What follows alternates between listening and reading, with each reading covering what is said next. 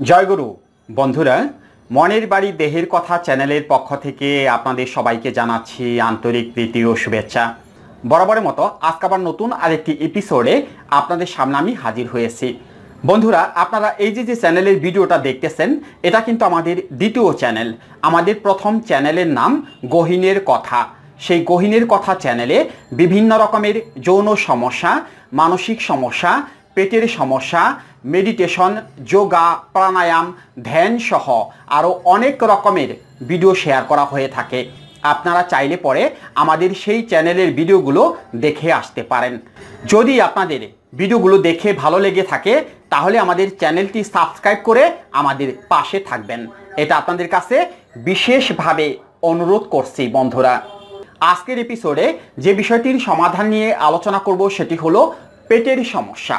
অর্থাৎ যারা দীর্ঘদিন যাবৎ কোষ্ঠকাঠিন্যর সমস্যায় ভুগতেছেন, যাদের কষা পায়খানা, যাদের পায়খানা ক্লিয়ার হয় না, যারা ৩-৪ দিন পরে পরে পায়খানা করেন, যাদের পেটে সবসময় চিনচিন করে ব্যথা করে, নাভির নিচে চিনচিন করে ব্যথা করে, গলা দিয়ে টক ঢেকুর উঠে, তারা আজকে এই ভিডিওটি মনোযোগ সহকারে দেখতে থাকুন।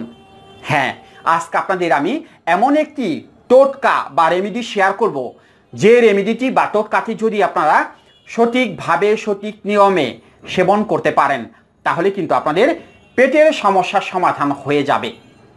তবে শর্ত আছে। শুধুমাত্র লাস্টের ভিডিওটুকু দেখে ওষুধের কথা শুনে ওষুধ খেয়ে যাবেন, অর্থাৎ রেমেডিটি খেয়ে যাবেন, তাতে কিন্তু কোনো কাজ হবে না। আমি নিজে থেকে আপনাদের বলে দিতেছি, যদি এই রেমেডিটি বা টোটকাটি আপনারা কাজে লাগাতে চান, অর্থাৎ পেটের সমস্যার সমাধান করতে চান, পুরো ভিডিওটা আপনাদের মনোযোগ সহকারে দেখতে হবে। ভিডিও স্কিপ করে দেখার চেষ্টা করবেন না, তাহলে কিন্তু বড় রকমের ভুল করে ফেলবেন। কথাটা খেয়াল রাখার চেষ্টা করবেন। আমরা অনেক সময় কারো মুখ কালা দেখলে, অর্থাৎ কেউ মুখ কালো করে বসে আছে, এরকম লোকদের দেখলে কি বলে থাকি? ওই যে আমাশার রোগী, ওই যে কষার রোগী, এরকম বলে থাকি না?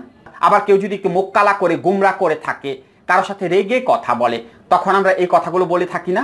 ওই যে ওর মুখে কোনো হাসি নাই, কষা রোগী, কষা রোগী, আমরা এরকম বলি না যে কষা রোগী? কথাটা কি আসলে আমরা একেবারেই মিথ্যা বলি?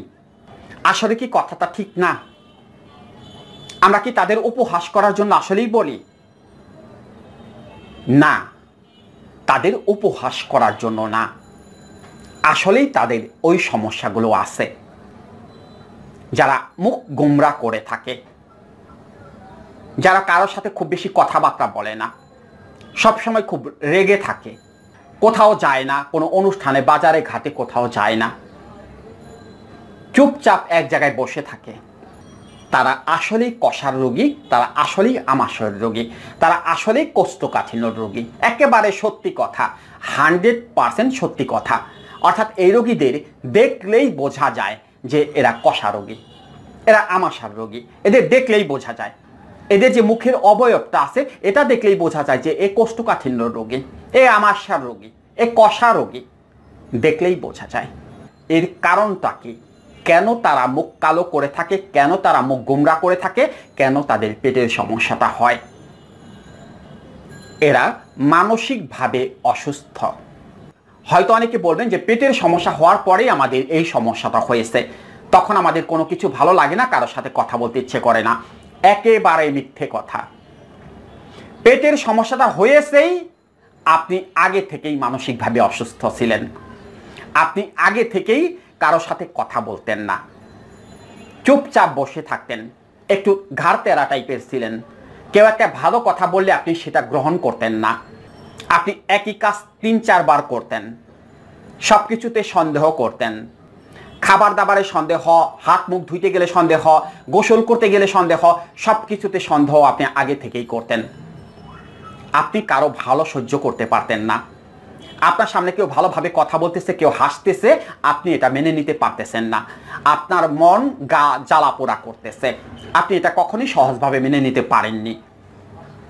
অর্থাৎ অনেক আগে থেকেই আপনি এই রকম সমস্যায় ছিলেন বিধায়ী আপনার কোষ্ঠকাঠিন্য থেকে শুরু করে আইবিএস হয়ে গেছে। অর্থাৎ আপনার পেটের যাবতীয় যত সমস্যা আছে সবকিছু হয়েছে এই মানসিক সমস্যার কারণে। অর্থাৎ আপনি মানসিকভাবে আগে থেকেই অসুস্থ ছিলেন, এটা আপনি বুঝতে পারেননি। এটা কারা বুঝতে পেরেছে? যারা আপনার কাছের লোকজন, আত্মীয় স্বজন, পাড়া প্রতিবেশী, তারা বুঝতে পেরেছে বা তারা বুঝতো যে আপনি একটু সবার চেয়ে আলাদা। আগে থেকেই আপনি একটু আলাদা টাইপের ছিলেন। হাসি তো আপনার মুখে কখনোই ছিল না। মানুষের সাথে হেসে যে কথা বলা, একজনের সাথে উজিয়ে যে কথা বলা, এটা তো আপনার মধ্যে কখনোই ছিল না। আর সেই কারণে আপনি পেটের সমস্যায় পড়ে গেছেন।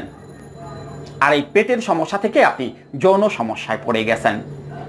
কথাগুলো শুনতে একটু কষ্ট লাগতেছে, একটু খারাপ লাগতেছে যে উনি আবার এগুলো কি বলে। একটু ভালো করে ভেবেচিন্তে দেখবেন তো কথাগুলো সত্যি কিনা। ডাক্তারের কাছে গিয়েছেন, ডাক্তার বিভিন্ন রকমের ওষুধ লিখে দিয়েছে পেটের সমস্যার জন্য। মেট্রোনিডাজল গ্রুপ থেকে শুরু করে বিভিন্ন রকমের অ্যান্টিবায়োটিক, সিপ্রোফ্লক্সাসিলিন থেকে শুরু করে আরও অনেক অ্যান্টিবায়োটিক আপনাকে লিখে দিয়েছে। আপনি খেয়ে যাচ্ছেন, যখন খান তখন ভালো থাকে, পায়খানা ক্লিয়ার হয়ে যায়, আবার সেই একই অবস্থা। সমাধান করতে পারতেছেন না। ডাক্তার আপনাকে একটা কথা কিন্তু বলে দিয়েছে, একটা মেসেজ কিন্তু ডাক্তার আপনাকে বলে দিয়েছে যে আপনার মানসিক সমস্যা আছে, কিন্তু আপনি বুঝতে পারেননি যে আপনার মানসিক সমস্যাটা কি। অনেকেই মানসিক সমস্যাটাকে ভাবে পাগল হয়ে গেছে, আসলে তা না। একজন লোক ল্যাংটা হয়ে রাস্তায় দাঁড়িয়ে যখন ট্রাফিক কন্ট্রোল করে তখন আমরা তাকে পাগল বলে থাকি, যে ওই পাগল হয়ে গেছে। কিন্তু পাগলের এমন কিছু লক্ষণ আছে যেগুলো আমরা যারা স্বাভাবিক অবস্থায় চলাফেরা করতেছি আমাদের মধ্যেও সেগুলো আছে। এটা আমরা বুঝতে পারি না, কারণ এটা এমনই একটা সমস্যা যার হয়েছে সে কখনো বুঝতে পারে না যে তার এই সমস্যাটা হয়েছে। সে যে একজন সূচিবায়ু রোগী, একজন সন্দেহবাতিক লোক, এটা সে বুঝতে পারে না। সেভাবে সে যেটা করতেছে সব ঠিক করতেছে, ঘন্টার পর ঘন্টা সে গোসল করতেছে, শরীরে সাবান মাখতেই আছে, একই প্লেট 10 বার ধুইতেছে। এটা যে অস্বাভাবিক, এটা যে স্বাভাবিক কাজ না, এই জিনিসটা এরা বুঝতে পারে না। এরা ভয়াবহ রকমের মানসিক রোগ দ্বারা আক্রান্ত, যেটাকে ওসিডি বলে থাকে, অর্থাৎ সূচিবায়ু বা সন্দেহবাতিক রোগ। এখন এই সমস্যা সমাধানের জন্য ডাক্তার আপনাকে সর্বোচ্চ কি করতে পারে বা কি করেছে? হয়তো ঘুমের কিছু ওষুধ আপনাকে দিয়ে দিয়েছে, ইজিয়াম 10, টিপটিন 25-10 বা ফিজিয়াম, এইরকম কিছু ওষুধ আপনাকে দিয়ে দিয়েছে। খাইতেছেন, ভালো ঘুম হইতেছে, পায়খানা মোটামুটি ক্লিয়ার হচ্ছে। কিন্তু একটা পর্যায়ে কি আপনি খেয়াল করতেছেন যে আপনার শরীর যে আস্তে আস্তে দুর্বল হয়ে যাচ্ছে, আপনার সেক্স পাওয়ারটা যে আস্তে আস্তে কমে যাচ্ছে, এই বিষয়টাকে আপনি খেয়াল করেছেন? এই বিষয়টা খেয়াল করেননি। অর্থাৎ আপনাকে জোর করে ঘুম পাড়িয়ে দেওয়া হচ্ছে ওষুধ দিয়ে। সমাধান তো এটা না। আপনার সমস্যা তো মনে। এখন একটা ওষুধ বা একটা ট্যাবলেট যদি আপনাকে খাওয়াই দেওয়া হয় যে আপনি এই ট্যাবলেটটা খান, আপনি 1 হাত 10 বার ধুবেন না, আপনি এই ট্যাবলেটটা খান, আপনি খাবারের মধ্যে কোনো সন্দেহ করবেন না, আপনি পারবেন। ওষুধের সেই ক্ষমতা আছে না? ওষুধের সেই ক্ষমতা নেই। তাহলে এই মনের রোগ, অর্থাৎ এই সন্দেহবাতিক রোগ বা সূচিবায়ু রোগ, এখান থেকে মুক্ত করার জন্য আপনাকে কি করতে হবে? প্রত্যেকটা ভিডিওতে আমরা বলে দিতেছি, এটা কিন্তু কোনো ওষুধের সমাধান না। এর জন্য করতে হবে কাউন্সিলিং, যেটাকে চিকিৎসা শাস্ত্রের ভাষায় সাইকোথেরাপি বলে। সেই সাইকোথেরাপি বা কাউন্সিলিং এর মাধ্যমে আপনার মানসিক সমস্যার সমাধান করে দিতে হবে, উইদাউট মেডিসিন। 1 টাকার ওষুধও লাগবে না। আপনার পেটের সমস্যার জন্য 1 টাকার ওষুধও লাগবে না, গ্যারান্টি। 1 টাকার ওষুধ লাগবে না। যদি আপনাকে সঠিকভাবে কাউন্সিলিং করানো যায়, মাত্র 7 দিন আপনি সুস্থ হয়ে যাবেন। 1 টাকার ওষুধ আপনাকে সেবন করতে হবে না। অর্থাৎ মানসিক সমস্যা সমাধান করে দিলেই আপনার পেটের সমস্যা থেকে শুরু করে যৌন সমস্যার সমাধান হয়ে যাবে। ক্লিয়ার কথা। এই জিনিসটি তো আপনারা বুঝতে পারেন না। আপনারা ভাবেন কাউন্সিলিংটা আবার কি, কথা দিয়ে আবার কিভাবে রোগীকে সুস্থ করা যায়। কথা দিয়ে একজন রোগীকে সম্পূর্ণরূপে সুস্থ করে দেওয়া যায়। অর্থাৎ কথা দিয়ে একজন রোগীকে ব্রেন ওয়াশ করে দিয়ে তার ভুল ধারণাগুলোকে ভেঙে দিয়ে তাকে সঠিক পথে নিয়ে আসা যায়, তার দৃষ্টিভঙ্গির পরিবর্তন করে দেওয়া যায় কাউন্সিলিং এর মাধ্যমে। অন্য কোনো উপায় না। তাই যে যতই ওষুধ খান, যত হাজার হাজার টাকাই খরচ করেন, এই পেটের সমস্যার জন্য সমাধান কিন্তু হবে না। আমি নিজে থেকে আপনাদের বলে দিতেছি, সমাধান কিন্তু হবে না যতক্ষণ পর্যন্ত আপনি মানসিক সমস্যার সমাধান না করবেন, যতক্ষণ পর্যন্ত আপনি আপনার সূচিবায়ু সন্দেহবাতিক রোগ থেকে মুক্ত না হতে পারবেন, ততক্ষণ পর্যন্ত আপনার পেটের সমস্যার সমাধান হবে না, গ্যারান্টি। আপনি যত ওষুধই খান, খেয়ে দেখেন আপনার সমস্যার সমাধান হয় কিনা।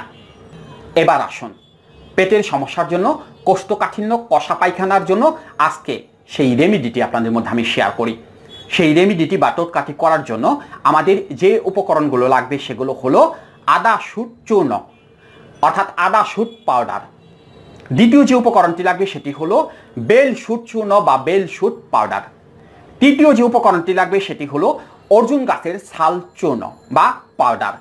4 নম্বরে যে উপকরণটি লাগবে সেটি হলো গোখুর কাটা চূর্ণ বা পাউডার। এই যে 4টি উপকরণের কথা বললাম, এই 4টি উপকরণই কিন্তু আপনারা যে কোনো বাইনাতির দোকান বা পশারি দোকানগুলোতে কিনতে পেয়ে যাবেন। সেখান থেকে প্রতিটা উপকরণ 100 গ্রাম করে কিনে আনার চেষ্টা করবেন। এবং সর্বশেষ যে উপকরণটি লাগবে সেটি হলো সৈন্ধব লবণ। এটাও কিন্তু আপনারা বাইনাতির দোকান বা পশারি দোকানগুলোতে কিনতে পেয়ে যাবেন। কিভাবে রেমিডিটি তৈরি করে সেবন করবেন? এই যে 4টি উপকরণ 100 গ্রাম করে কিনে আনলেন, এই 4টি উপকরণ একটা প্লাস্টিকের পাত্রে বা প্লাস্টিকের গামলায় নিয়ে ভালো করে মিক্সড করবেন। যেহেতু গাছের শেকড় বাকড়, সেই জন্য ভালোভাবে মিক্সড করতে হবে। যখন ভালো করে মিশানো হয়ে যাবে তখন তার মধ্যে 10 গ্রাম পরিমাণ সৈন্ধব লবণ দিয়ে আবার ভালো করে মিক্সড করবেন। এবার এই মিশ্রণগুলোকে অর্থাৎ এই পাউডারগুলোকে একটা প্লাস্টিকের কৌটায় বা কাচের কৌটায় সুন্দর করে ভরে রাখবেন, কেননা এটা কিন্তু আপনাদের কমপক্ষে 15 দিন সেবন করতে হবে। কিভাবে সেবন করবেন? রাত্রিবেলাতে ঘুমোতে যাওয়ার আগে 1 গ্লাস পরিষ্কার পানি বা জলের মধ্যে এই যে পাউডারগুলো তৈরি করে রাখছেন অর্থাৎ মিক্সার করে রাখছেন, এখান থেকে 2 টেবিল চামচ পরিমাণ পাউডার এই পানি বা জলের মধ্যে দিয়ে ভালো করে মিক্সড করবেন। তারপর গ্লাসটা সুন্দর করে ঢেকে রাখবেন। সকালবেলা ঘুম থেকে উঠে খালি পেটে, একেবারে খালি পেটে, মুখ ধোয়া যাবে না, দাঁত ব্রাশ করাও যাবে না, বিছানায় বসে এই যে রাত্রিবেলাতে মিশ্রণটি তৈরি করলেন এটা ভালো করে ছাঁকনি দিয়ে সেকে শুধুমাত্র যে পানি বা জলটা অবশিষ্ট থাকবে সেটাই সেবন করবেন, একদম খালি পেটে। 10 দিন মাত্র সেবন করে দেখুন পেটের সমস্যার সমাধান হয় কিনা। তবে এটা কিন্তু দীর্ঘস্থায়ী চিকিৎসা না, এটা কিন্তু ক্ষণিকের জন্য। আবার কিন্তু আপনার এই সমস্যাগুলো হবে, অর্থাৎ যতক্ষণ পর্যন্ত আপনি আপনার মানসিক সমস্যার সমাধান না করবেন, সূচিবায়ু সমস্যার সমাধান না করবেন, আপনার কিন্তু এই সমস্যাগুলো থেকেই যাবে। অর্থাৎ পেটের সমস্যা থেকে আপনি মুক্ত হতে পারবেন না। জিনিসগুলো ভালো করে বুঝে শুনে সেবন করার চেষ্টা করবেন।